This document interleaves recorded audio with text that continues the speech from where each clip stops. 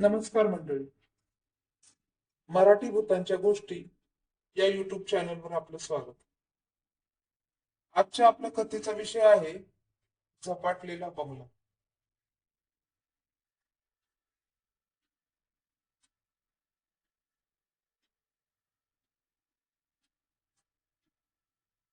मे महिन्यातली ही घटना माझ्यासोबत घडली होती. त्यावेळी काही कारणास्तव मी माझी खोली सोडणार होते. सुट्टीत मला एक क्लास लावायचा होता. त्यामुळे क्लासच्या जवळच मी एक खोली घेतली. त्या खोलीची मालकीण माझ्या मैत्रिणीची आई होती. क्लास मी आणि माझ्या रूममेटनी लावला होता. तिथे आमचा पहिला दिवस चांगला गेला.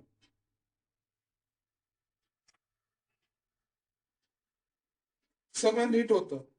आमच्या क्लासला जाताना वाटेत एक बंगला लागायचा. तो पार करून पुढे जावं लागायचं.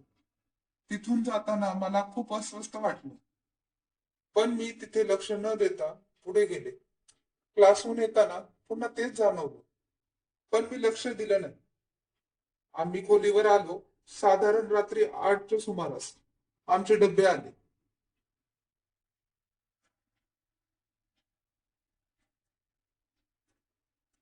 आम्हाला खूप भूक लागली असल्याने आम्ही लवकर जेवायचं ठरवलं.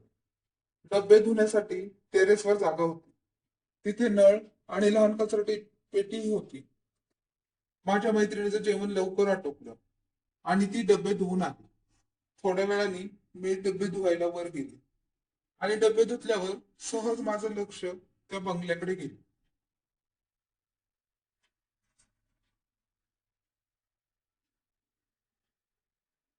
मी खूप वेळ तिथेच पाहत राहिले आणि माझी तंद्री लागली. माझ्या रूममेटच्या आवाजाने माझी तंद्री भंगली. मी खोलीत आले आणि विचार करू लागले आणि त्यातच झोपले. सरळ सकाळीच उठले आणि खोली ते क्लास आणि क्लास ते खोली असा आज आमचा दिनक्रम सुरू झाला.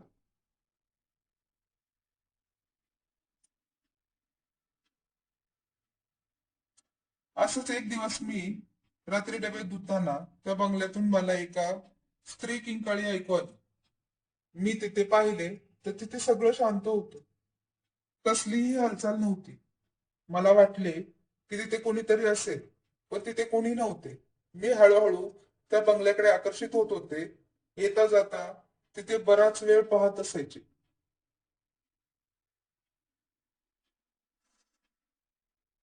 असे वाटायचे की जणू कोणीतरी मला बोलावत आहे, माझी वाट पाहत आहे. पण मी तिथे लक्ष देत नव्हते. जितकं होईल तितकं मन दुसरीकडे वळवत होते. कारण अशा गोष्टींची मला खूप भीती वाटते. मला दररोज किंकाळ्या ऐकू येत होत्या. मी माझ्या रूममेटला किंकाळ्या ऐकू येतात का म्हणून विचार. ती नाही म्हणाली. म्हणजे ते आवाज फक्त मलाच ऐकू येत होते.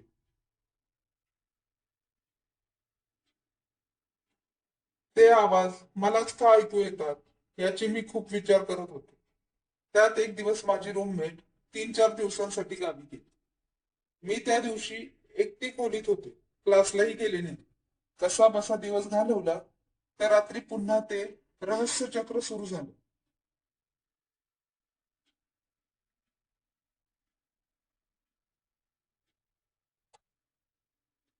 रात्री 7 वाजता पुन्हा मला त्या किंकाळ्या ऐकू येऊ लागल्या. मी खूप घाबरले.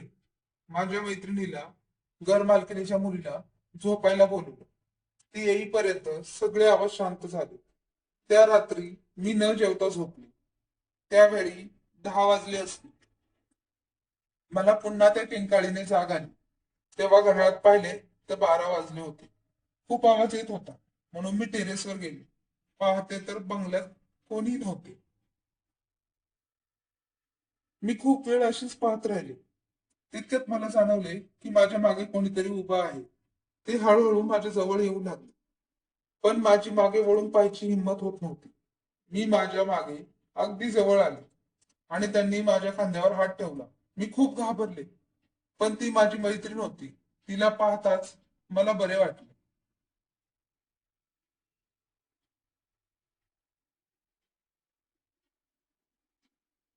मी तिला त्या बंगल्याबद्दल विचारले.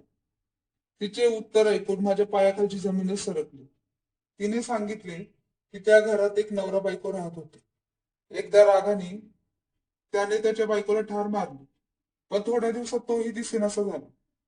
ते आवाज मलाच का ऐकू येतात हे जाणून घ्यायचं मी ठरवलं.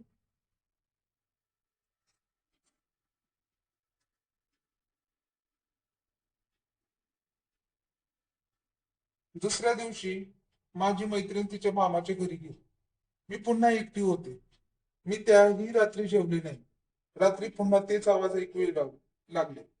पण आज मी तयार होते. मी उठले आणि बंगल्याकडे गेले.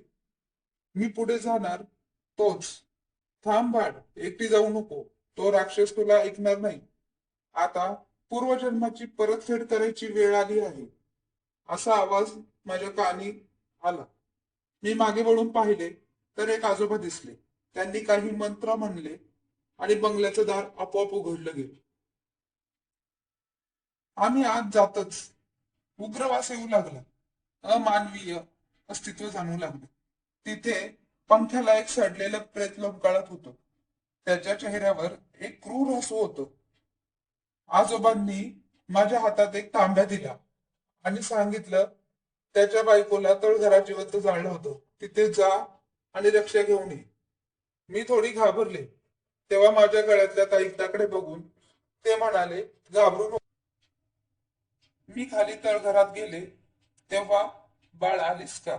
खूप वर्षापासून वाट पाहत आहे तुझी, असा आवाज आला. मी रक्षा घेऊन आले.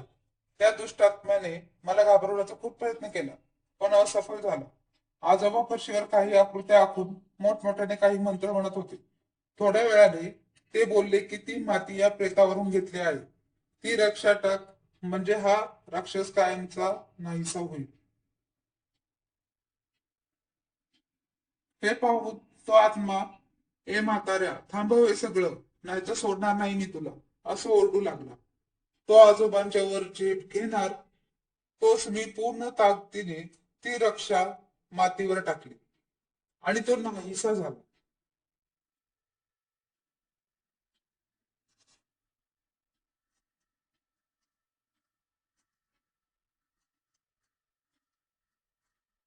तेव्हा आजोबा बोलले की आता तासभरात पहाट होईल. त्याआधी ही रक्षा नदीत विसर्जित करावी.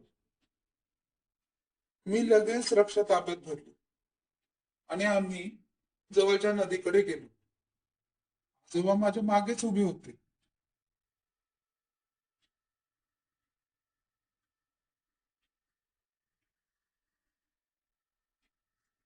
मी रक्षा विसर्जित केली आणि मागे वळून पाहिलं तर तिथे आजोबा नव्हते. कदाचित ते माझी मदत करण्यासाठी तिथे आले होते.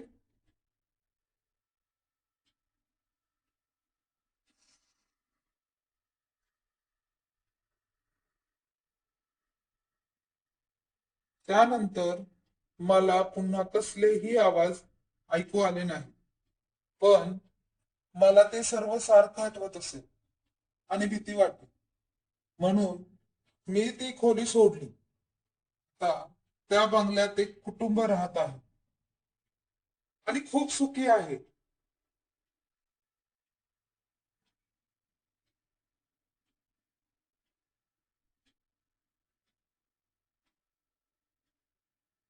धन्यवाद.